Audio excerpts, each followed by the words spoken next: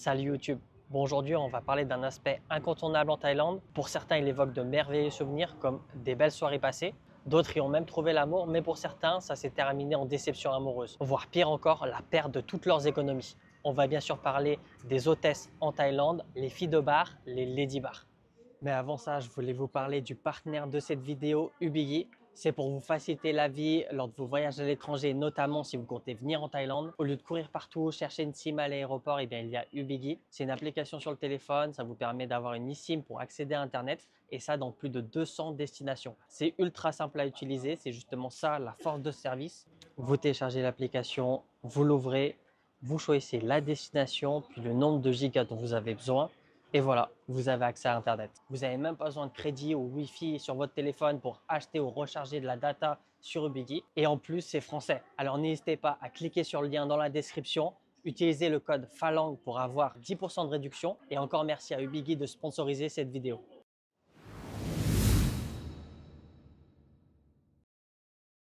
Donc dans un premier temps, il est important de définir qu'est-ce qu'une hôtesse en Thaïlande, ou comme on dit plus couramment, une lady bar, une fit bar. Vous en trouvez dans toutes les grandes villes touristiques. Un quartier est souvent dédié. Par exemple, à Bangkok, vous avez Sukhumvit 22. Sur Phuket, vous avez Bangla Road. À Pattaya, vous avez La Soi 6. Et à Chiang Mai, vous avez Loi Kro. Donc c'est un bar, souvent dans un espace un peu ouvert avec des lumières de couleur, par exemple le rose, le rouge ou le bleu. Jusqu'à là, rien d'anormal, ça ressemble à un bar, tout ce qu'il y a de plus classique. Mais quand vous approchez d'un peu plus près, là vous allez voir que les clients sont souvent des hommes, à facile 99%, qu'il n'y a pas seulement des serveuses, il y a également des hôtesses. Alors les hôtesses, ce sont des filles qui travaillent dans le bar, ça peut leur arriver de servir, mais ce n'est pas leur fonction principale. Leur rôle à elles, c'est de ramener des clients, les faire consommer, les divertir. Par exemple, on joue à des jeux de société comme Puissance 4 ou une sorte de Mikado auquel vous devez enlever des briques. Également, leur rôle principal, ça va être de se faire payer des verres, bien sûr. C'est un peu comme une bonne amie qui vous accompagne tout au long de votre soirée. Alors bien sûr, elle travaille dans le bar, c'est pas une personne random. Elle a un salaire fixe, même s'il est faible, mais elle a surtout des commissions pour tous les verres que vous allez lui offrir. On appelle ça des lady drinks. Donc c'est simplement quand un client décide d'offrir un verre à son hôtesse, et avec ça, elle peut se faire un très bon salaire, un salaire qui sera difficilement atteignable avec un travail lambda. Car il ne faut pas oublier que ce sont souvent des filles sans éducation, elles n'ont pas de diplôme, et donc elles peuvent difficilement prétendre à un salaire au-dessus du salaire minimum, c'est-à-dire aux alentours des 12 000 bahts.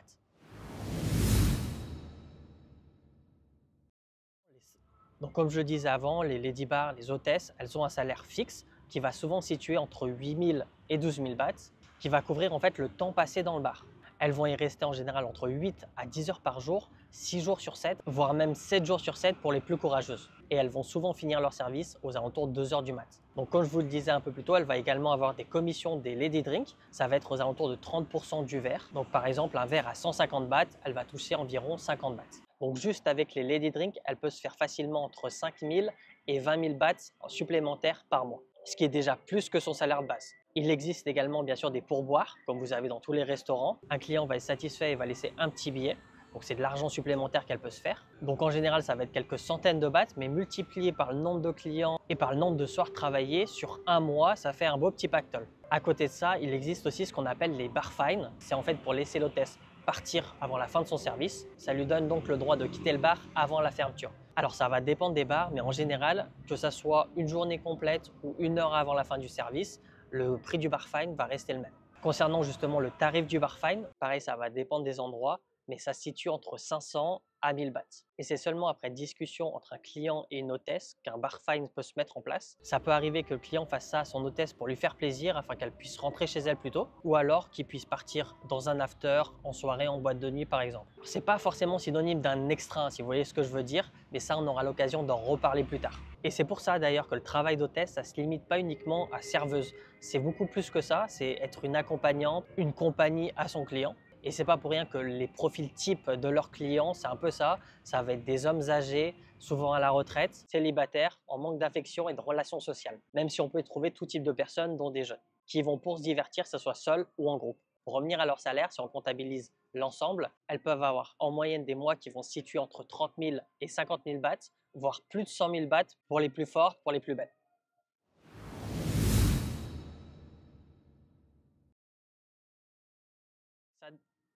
Et avec ça, d'ailleurs, les clients peuvent vite perdre la tête, perdre la raison. Comme je le disais un peu plus tôt, les clients sont souvent des hommes seuls, plutôt âgés, célibataires en manque d'affection. Et puis ils arrivent en Thaïlande, ils vont dans ce genre de bar. Et puis un jour, une femme beaucoup plus jeune qu'eux, très séduisante, très belle, qu'il n'aurait jamais pu imaginer pouvoir sortir avec, lui apporte tout ce qu'il recherche, c'est-à-dire de l'amour, de l'affection et de la tendresse.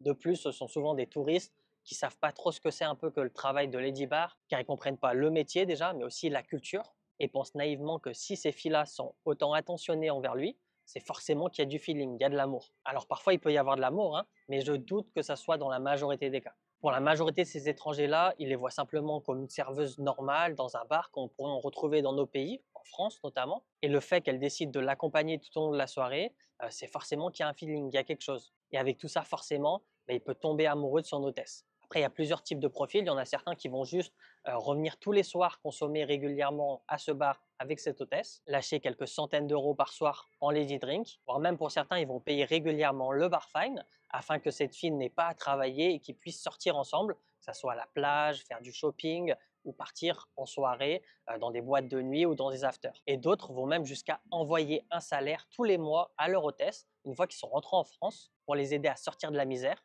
Ici, on les appelle les sponsors. On aura l'occasion d'en reparler un peu plus tard dans la vidéo. Il y a également certaines personnes qui tombent complètement amoureux, qui décident de se marier, construire une famille. Et autant pour certains, malgré la différence d'âge, ça se passe très bien. Pour la fille, elle a une situation financière très stable, pas mal d'argent de poche, une voiture, une maison et sa famille est à l'abri, c'est ça le plus important. Concernant l'homme, il est avec une femme beaucoup plus jeune, très jolie et qui sait prendre soin de lui. Donc pour les plus chanceux, la femme lui restera fidèle et prendra soin de lui jusqu'à la fin. Et autant pour certains, cette histoire, elle va partir au cauchemar. Certains finissent totalement détruits, aussi bien financièrement qu'émotionnellement. Et vous allez souvent entendre des histoires du genre l'homme a donné toutes ses économies à sa femme Lady Bar, ils ont construit sur son terrain une maison, il lui a acheté une voiture, ils ont également ouvert un business, mais tout ça au nom de sa femme. Et lui, s'il a fait tout ça, c'est pour justement y passer sa retraite. Puis plus tard, avec le temps, des disputes, des désaccords, le couple décide de se séparer et l'homme qui a rien à son nom, qui a plus d'économie, il n'a plus que ses yeux pour pleurer. Tout était au nom de sa femme, hein, comme je vous disais un peu plus tôt. Ici en Thaïlande, il existe des lois qui vont protéger les Thai nationals, les Thaïlandais, afin de détenir un terrain ou une société par exemple. La majorité doit être Thaï. Puis cette victime est totalement aveuglée par l'amour, puis surtout il n'est pas renseigné par les possibilités de se protéger juridiquement. Donc aveuglément, il va tout mettre au nom de sa femme. Et donc ayant perdu toutes ses économies, il est obligé de rentrer dans son pays d'origine. D'ailleurs, il y a un super documentaire qui est disponible sur YouTube qui parle un peu d'une histoire comme ça. Je vous mets le lien dans la description.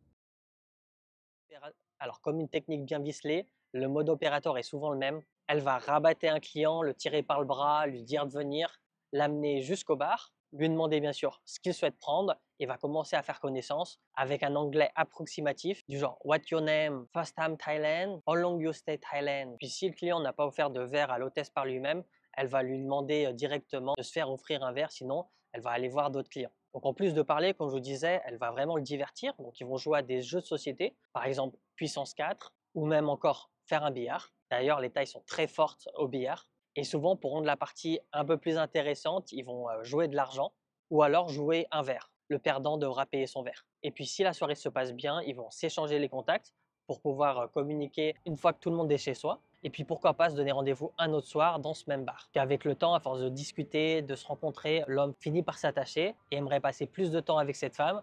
Il va donc payer le bar fine afin qu'il puisse se balader ou aller à la plage tout simplement. Ça va être une vraie guide, hein. Elle va lui montrer les endroits touristiques et également lui expliquer la culture thaïlandaise. Et comme je vous disais plus tôt, la cible, c'est souvent le même type de profil. C'est souvent des hommes âgés. C'est pas pour rien, hein. C'est tout simplement parce que les hommes âgés sont plus à la recherche d'une situation stable en général. Ils ont également plus d'argent que les jeunes, donc ils peuvent mieux prendre soin d'elles, mais également investir dans des achats de maisons, de voitures.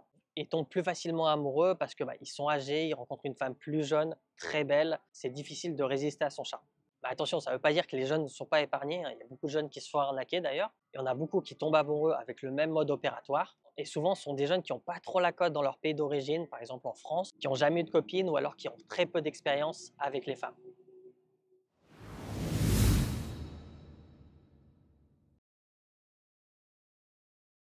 Alors, comme je vous le disais plus tôt, il y a également ce qu'on appelle les sponsors. Alors, les sponsors, ça n'a rien à voir avec celui qui sponsorise cette vidéo, hein. Ça va être des hommes qui sont amoureux de leur Lady Bar et qui souhaitent subvenir aux besoins de cette dernière. Plus clairement, ils tombent amoureux, ils veulent garder cette relation à distance et pour ce faire, ils se doivent d'envoyer de l'argent tous les mois. Ces gens-là, ici en Thaïlande, ils sont appelés les sponsors. Alors c'est pas sans condition bien sûr, hein. En contrepartie, l'homme il va demander qu'ils ont une vraie relation, que ça devienne officiel, donc exclusivité, qu'elle n'aille pas voir ailleurs, et également qu'ils s'écrivent et se fassent des visios régulièrement. Et parfois, si l'argent est suffisant, il peut lui demander d'arrêter totalement de travailler dans le bar, voire même de plus rester dans cette ville touristique, mais de retourner dans leur village, ou alors de travailler, mais plus dans le bar, dans un travail lambda, par exemple au 7-Eleven, et lui, avec son argent qu'il lui enverra tous les mois, ça pourra combler la perte financière qu'elle a. Mais malheureusement, ça ne se passe pas toujours comme l'homme voudrait. Ça peut arriver que certaines filles mentent et décident de continuer à vendre leur corps, faire des extras, que ça soit en faisant croire qu'elle est dans sa campagne ou alors qu'elle travaille plus du tout dans le bar. Ça peut même arriver qu'effectivement elle travaille plus du tout, mais par contre tous les soirs elle va en boîte de nuit avec ses copines pour s'amuser et parfois ramener des clients ou simplement des hommes gratuitement. Et c'est également très courant d'avoir des lady bars qui ont plusieurs sponsors. Par exemple, quelqu'un de France qui lui envoie 1000 euros, un Suisse qui lui envoie par exemple 1005, un Américain qui lui envoie 800 euros, etc., etc. Ce qui fait que certaines filles, elles travaillent plus du tout, elles vivent uniquement de tous leurs sponsors et elles décident de passer leur meilleure vie. Comme je vous disais, certaines achètent des maisons, d'autres vont en boîte de nuit, sortent avec des hommes qui vivent en Thaïlande tout en gardant une relation, un contact avec leurs sponsors pour continuer à recevoir de l'argent.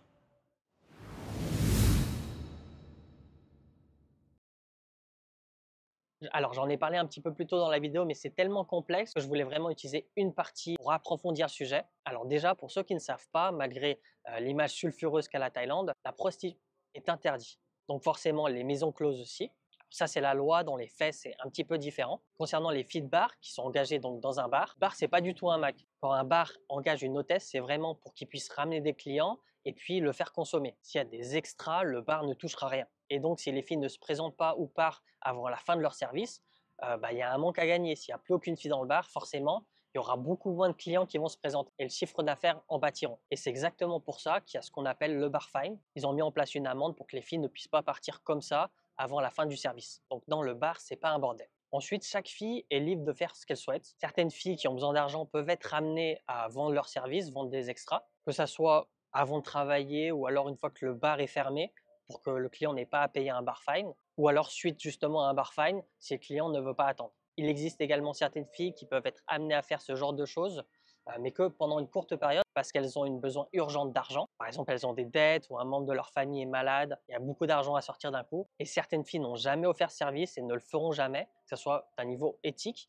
ou alors parce que justement, elles gagnent suffisamment d'argent sans proposer d'extra, que ce soit grâce au Lady Drink ou grâce aux sponsors. Concernant le prix pour celles qui proposent des extras, c'est très variable d'une fille à l'autre, mais également d'un client à l'autre. Elles savent facilement voir si un client a de l'argent, est prêt à sortir de l'argent, ou quelqu'un il a vraiment pas beaucoup d'argent. Mais on peut facilement aller de 1000 bahts à 5000 bahts.